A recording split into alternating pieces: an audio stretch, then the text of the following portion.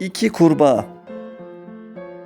Evvel zaman içinde, kalbur saman içinde, develer tellal iken, pireler berber iken, ben dedemin beşiğini tıngır mıngır sallar iken.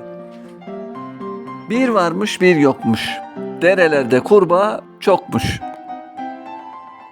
Eski zamanlarda güzel bir ormandaki küçük bir bataklıkta iki kurbağa yaşıyormuş. Bu iki kurbağa çok iyi arkadaşlarmış. Günleri hep beraber geçermiş bu ikilinin. Kurbağalar susuz yaşayamayacakları için bataklık tam da onlara göreymiş.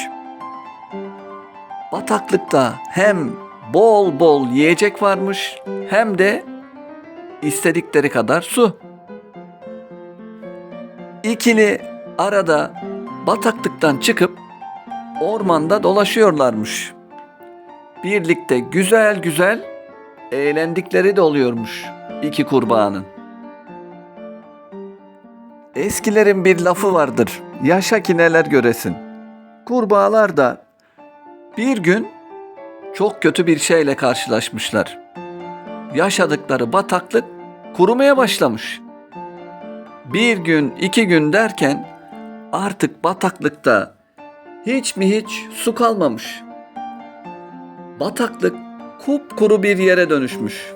Otlar kurumuş, ağaçların yaprakları dökülmüş. Kurbağalar ne yapacaklarını şaşırmışlar. Son çare bataklığı terk etmekte bulmuşlar. Çünkü ormanda kendilere daha uygun sulu bir yer bulup orada yaşamak istiyorlarmış. Artık bataklıkta yaşayacak su kalmamış. İki kurbağa birlikte çıkmışlar, başlamışlar ormanda dolaşmaya. Az gitmişler, uz gitmişler, dere tepe düz gitmişler. Derken bir su kuyusuna varmışlar.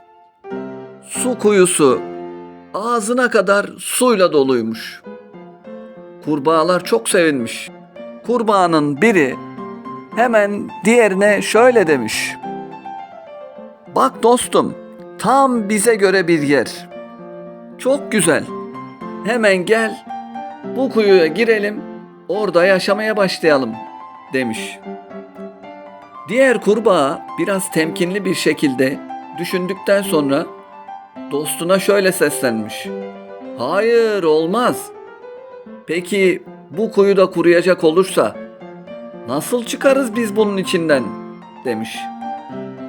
Diğer kurbağa da arkadaşının söylediğinin doğru olduğuna karar vermiş ve kuyuyu bırakıp başka yerler aramaya başlamışlar.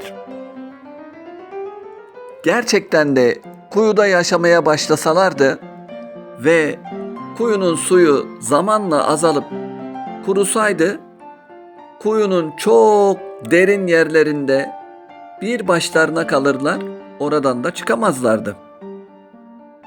Kurbağalar akıllı bir iş yapıp ormanda kendilerine yaşayacak başka bir yer bulmuşlar.